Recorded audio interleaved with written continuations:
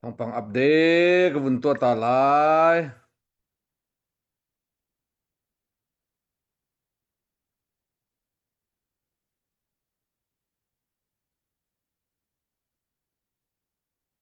Pang update kebuntu talai.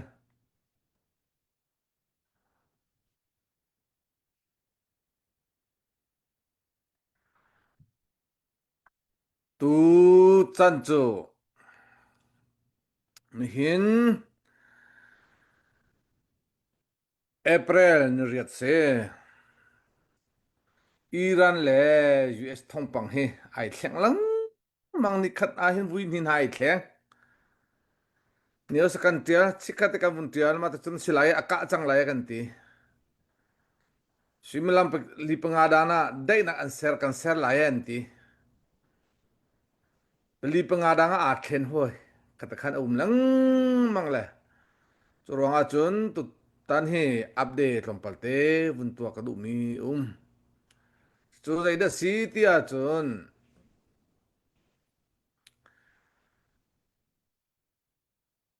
vlei chung sipo zi vialte a thik tuk chang ni Iran ni khan rally Iran ni rally kha khong thol ko i vlei chung sipo zi vialte kes vialte an phort nak zakhat a ya khan hum pakul tluk vlei chung pi ngai ngai mo zakhat a ya khan hum pakul tiang bak Iran ni a khong thol nak a thik ko chu chu hit hi chu sikho tilon ti chang vlei chung bak hi tu boy ta tako khoro har se so lewa chun zetin ta si ti a chun Donald Trump ni ka than chang la hi ti chu sikho tilo ti ati avun tile kompala khan Iran ke Iran ni khan thatlak nak zaim han kan du lawe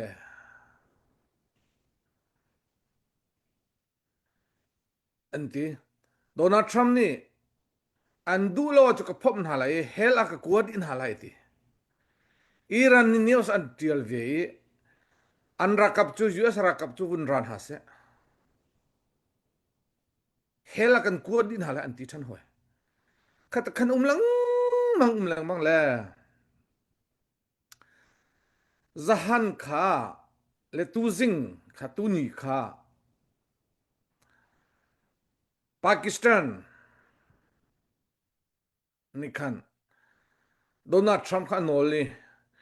Iran he zarni chungte chu natlak nak tuata ko ulo tia anol ke ni Pakistan ni chimi chu ke man ni Iran hi ka chon di chang e that in ka chim chang e ati Iran ni khan US hepet lai khan du ti lo cha US vialte US le ni an chon to nak phung line vialte zai line vialte an chadi chi check US in khan direct in phung a chon ton min ha palai ma phung an chon ton min ha vialte kha phung line vialte an chadi Iran ne as US hai a Donald Trump hai as US hai exempli tuan mi pol ha zong hai a chon chon sim kan du ti lo an ti le leng vialte an phiti chu ti ka chun Iran le chun chin hung e atu kha ki ni tlak le ram US ni sakhang achia nak ram ha at ni khat man idin loin aka thua man aka peng ha cha chun aka lang mang ha chun vale chung si po ji tua dak rali pi jong chu ting bo a hom han kal ngam loin atu an ha ting bo rami vial te athu thu man ha azai khuzai ram ting bo lo ti mi kha chim lo Iran ni US ni aka ka a chun hi ka khong thol mi ka ri ahin zai ban tu tin bom han ra se lo ka lai zai ram han ka lai ti mi kha UN zale ram som ko le ram thum i president atun lio mi pa kha chone tha tin chimna chuti ka chun Iran ni khat tha tin vle chung a theter min ha kha siti ka rali pi rami ralia arami tingbo a million buck in dasi for me angan tatak mi timbo pi jong chu zezak mandak sing han na mi kham khan sui to ulo dasi he phum phunin patrol he ve phu phun for me vial te kha Iran athuat thuma anda si jong chu ralia tingbo he ve he athuat di nai khat khan ahom han kal ngam loi da sil ba kesel bang chu tu vle chungram kan zotika akain ning hi chim ok thalo hit ning hi chu an dai lo achun an ti mi chu an dai lo achun kan ma india na ke ma hi india na mi ka se india na hi tu hi fang li se fang sha phan te lai ti se an dai lo achun mo an dai a khan chu atum than ila donald trump ni zar khate zar ni te dayna kan serlati ati karakin trompalte arktum thalangma tu zong hi trompalte arktum than le zang fatin so sau pi ka chim la lo mini pasate se akazo mi kha zang fa nak tin a siar ka bong bang ulo mai le nios ka chimmi mi tam pinner theton ha seti ka du cha zang fa ka nol kon ha na za pi tin ra ka zang fa ramo siar ka bom ramo nios a chimbe vele chung thongpang a chimbe ti hi an ka the nak ha kha zang fa ka nol ha mini pa long long ka chim lai sau pi ka chim lai lo rian tun la khai he se le mu update a thar bak chu cha chun ni hin kha jing ka i chun hlan tiang vial te akan zeida si dia chon Pakistan ni tlang atlai Iran le Donald Trump US chu zar ni chung ka dai na share dinga bia an iru than lai ti mi kha jing ka in ni hin chun tiang kha cha Facebook akan he chanias ko buntia tam ta tak ni nan zo ve atu zan le sang avun phan akhan kha ka tial mi vial te kha pa palonga chang di phunin than hoi ha ta ding thule ka bun luk chang la mo cha chu zai da city achun chun a news nan rel po achun Pakistan ni tlang atlan hai Iran he zan hi chung dei nak bia an iru lai ti minan the lai ke jong le tam pi ko bun tial kha kha tu zan le a hin kha kha arok than tu ka chim bak hi rok than e an ma kong hi chun hlan le Iran college US kong hi chun hlan an swim lam panga rong rong ai thlen lang mang khoru har bak se zahan bak ha ka phom chang lai ati dio bak akhan swim lam pen hi ai du bak akhan Pakistan ni avun chon tika zan hi chung dei na kan ser lai tia Donald Trump ni ati tu ni khat man tling than akhan chu dei na kan ser lai zan hi chu an ti bi chu arok than hoi tu hi ma arok than na kong chu tu ka sim lai ka ti mi chu si arok than chu tu hi zai ruanga da arok than ti a chun Iran ni apon pasha an chu pi mi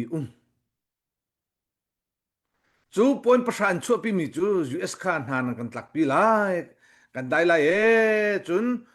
sipoi lang chong vale chung sipoi lang chong asmi release zong chu ko on chang lai e tia a chep pasha kha ar kuat e US ni pakhat ma an chaw han lo an du lo cholong chu sirilo atu a big in chu zaida si ti a chun Israel ni Lebanon kha a thot peng na a ka peng na tu he ma Lebanon akamin ha kha Iran ni lene athapam mi an ma Muslim rashang ta pungun chmu Hezbollah ti mi kha maka kha Lebanon an chu Israel do pek means chu an maka ma Israel ado pek min ha kha he se Israel ni tu he din lo bak in athu na din lo bak in athu na ti akhan tu kha Iran ni kan zia tu hi kadai na kan tor lai nan ti tung Israel ni Lebanon a tam pi tu ya ro na chun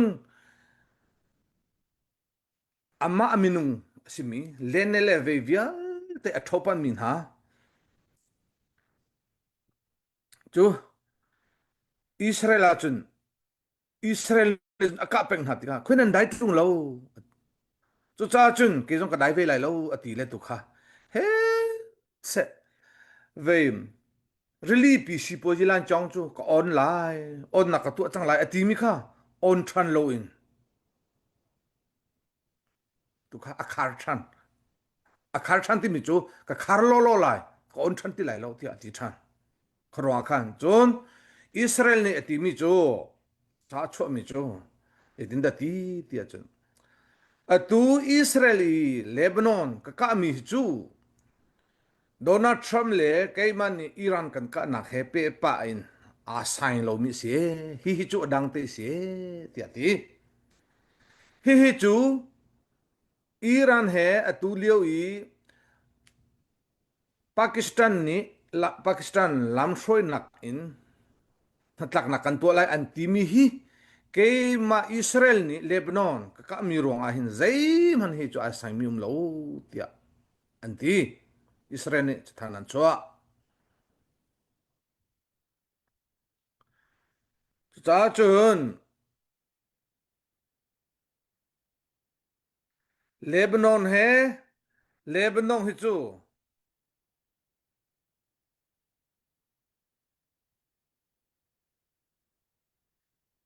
Hezbollah tapong hi Iran ni lenne he ve he athopang mi an sitika kha he che ka na tu kha at ni 15 te sorry an yun chau tia an boile tam pisong Israel ni thana kha Iran ni du lo khatia khan tu kha Iran khan tin hong thani Donald Trump chunga chun tin hong thani dei nak kan serlai nan timi hi kan hat la lo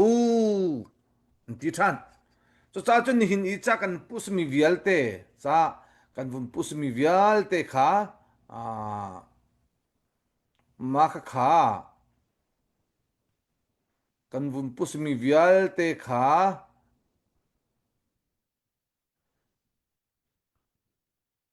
ale than chang kan ti lai cho an tu hi zai ber ruan nak man kha lo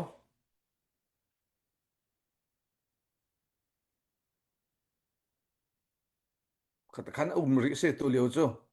đây nak kan serlai tia ve tlang tlami kha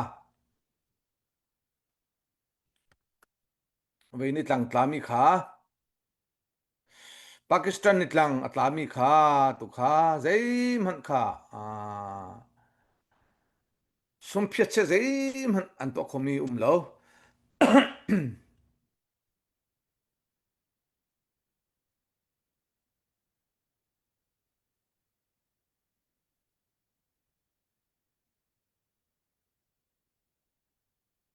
tu baka hin ve ni tu ni bakha che de ven bak ni अच्छे be tu Iran hen hatlak na kan to la kan timi hi Pakistan ni lam hroin hatlak na kan to la kan timi he zai man atlam tling nai lo tia ati than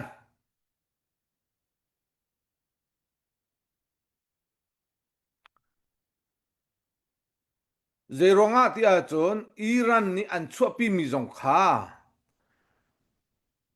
US ni an lungtling mi pakhat man lo chun Israel ni Lebanon ram I Israel akapeng akap ton tun ha Iran tapong Hezbollah an chu ma Hezbollah chu về ni Israel ni hi chu ka thua peng halai ati mi si chu zai tik man ka ngo lai lo ka thua peng halai ti ati bak mi si chu chu ti a chun kha Iran ni na ka than ha an ma hi na ka than lang man ha cha a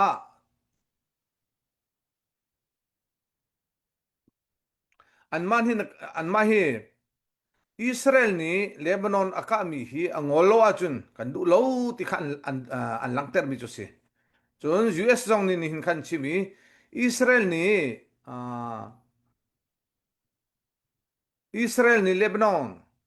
aka mi hi chu phundang se ai sai lo mi se anti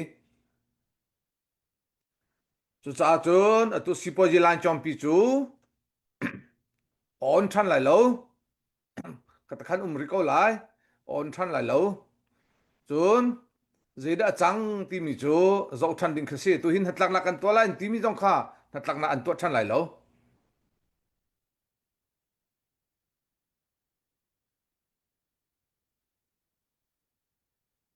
hatlak na kha an to than lai lo tu lo lo se chu zai beru nak han kha an nei lo kan ti lai chu chika teu lo ve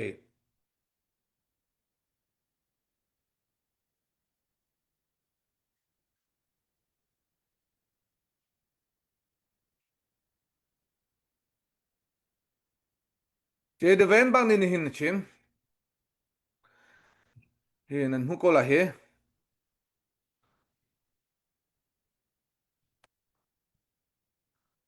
vai president ban ni hin chin atu Iran he ka dai na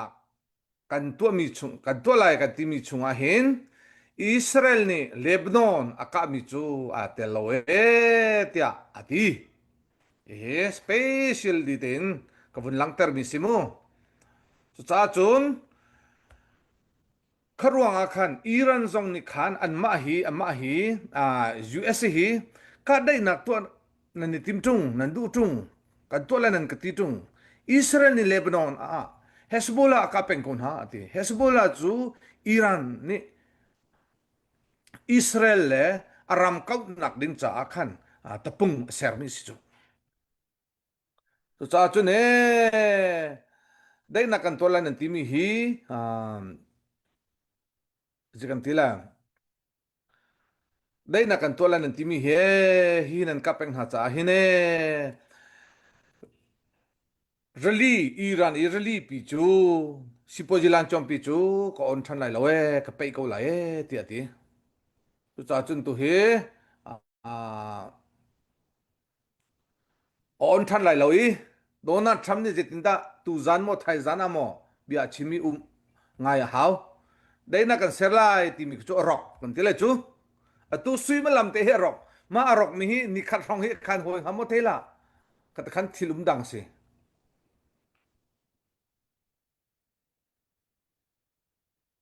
makase chun khalong khasilo in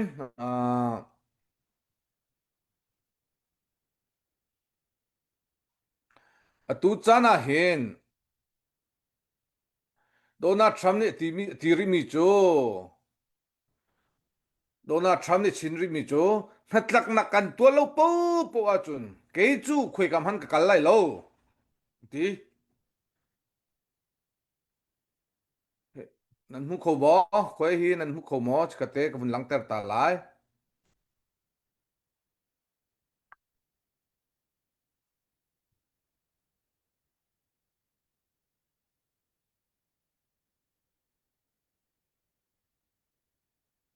Donald Trump ni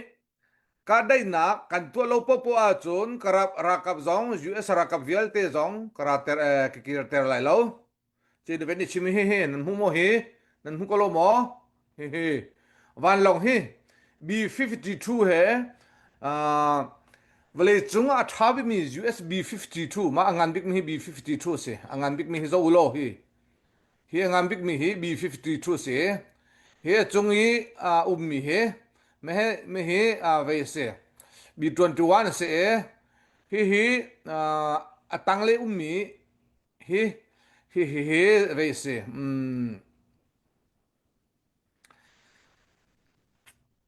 F-35 se vale chung vielte van long vielte la thabi mi se ma hi chu ke kirter la lo ka khan ter ko la ye atu ka dai na ke kan tu kholo pop pop a chun ka dai la lo ka phom tham sim la ti ni him bak kha US president vice president che de van bak na khan hin a chimi Donald Trump jong ni chim ama jong ni chimi tu hi alin sa chin lai atu ni zahan i zahan zan le akhan nazi pen hi te long adu atim tu di chang Iran chu phom in a sham bakhan kalak di chang la ka phom di chang lai te Donald Trump ni ati swimalam pen hi adu bak akhan a phom chang la ti mi kha he che news ka kan tial ma news kan tial mi kha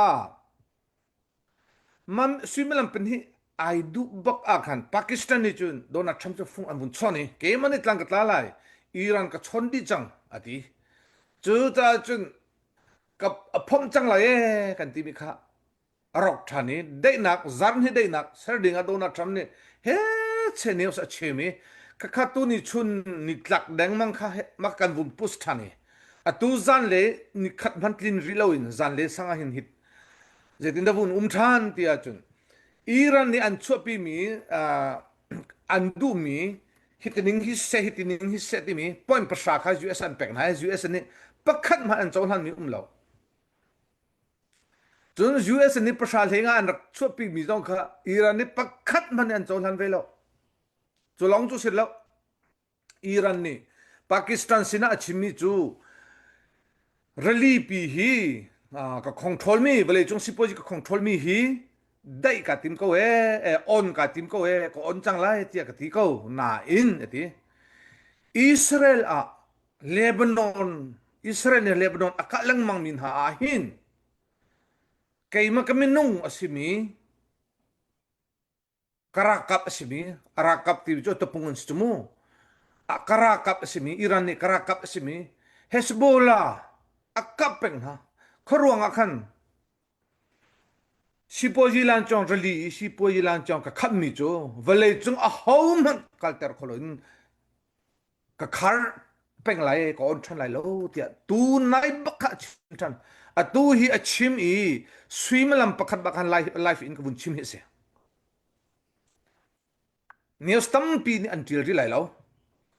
news tampi ni until ri lai lo tu ka bun chim hi news tampi ni until ri lai lo tu cha chun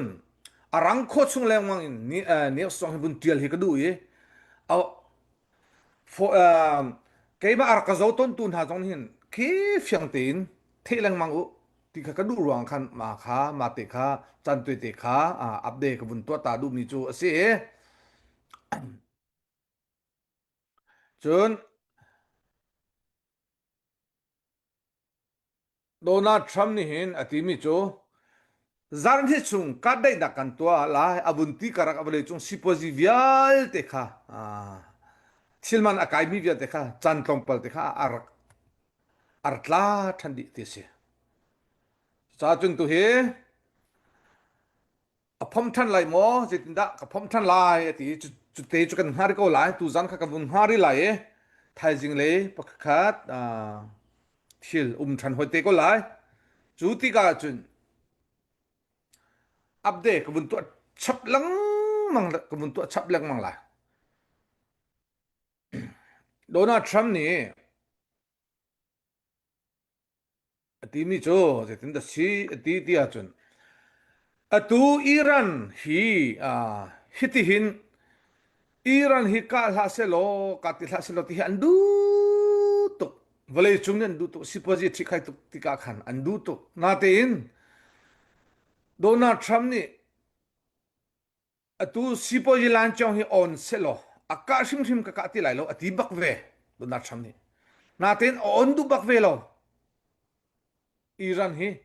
kum som li le kum riat chung siam nam he cheti azal mi ai tu mi asiveti ka Donald Trump ni adu lawa chun tu hi chu ka phom chi chak chang lai ti ko hi van long nan hu mi van long hi special a chi mi chu se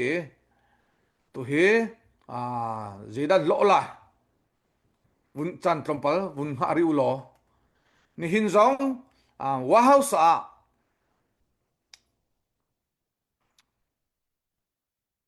wa secretary nu manu ni hin ka dai nak Iran he tu kan ti mi kha atlam tin chan lai lo tia ni hin kha thong phan na atwa ri chun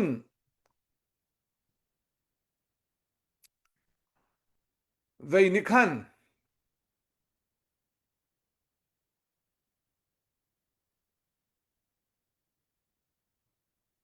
Israel ni khan ati mi chu Israel ni khan ati mi chu kan ma ni hin ti kan ma ni hin Lebanon kan ka mi hi chu nan ma he chun nan ma Iran he chun US le Iran ni ka dai na kan tu alai nan tim he chun a sain lo kan ma chu kan ma akan do lag mang mi Hezbollah tapung shem tlai asimi an man hin pe kan ma chu kan do lag mang chu chu cha chu an ma hi chu kan hlo chi chek na lai chu ruang chu an ma hi kan do mi se ti an ti ve chu cha chun a US zong ni hin chimmi chu Israel ni Lebanon aka mi hi chu Iran de na kha sai lo tia alung tlin pi na kha chim ve chun pakhate ka phil dang mang chu ji ji ta tak mi atu Pakistan ni US le Iran hatlak na ka tu pin halai ti ati mi hi Israel ni alung atli lo tok alung atlin lo ning chu Israel lung ting lo Israel ne kalung tling baklo ti ati Israel ne kalung tling lo ti ati bakve hin US he ka dai da kan to mi chu kan lung tling sim to an ti mi chu kan lung tling sim lo an ti chu an ti mi chu kan zo ter tan halai mo chkhate Israel US ni atu Pakistan ni hi se hi se kha Pakistan ni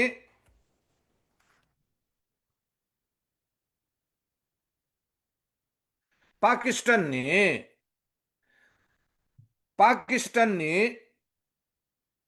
nan mu kolo mo Pakistan ni US le Iran dai na Iran he dai na serdinga achimin ha chu kan lung tling sim lo anti he Pakistan take on rule of peacemaker for catch fire between US Israel Iran ati ko hi Pakistan ni dai nak serpi dinga US le Iran timi chu US kan lung tling baklo yan ti ko hi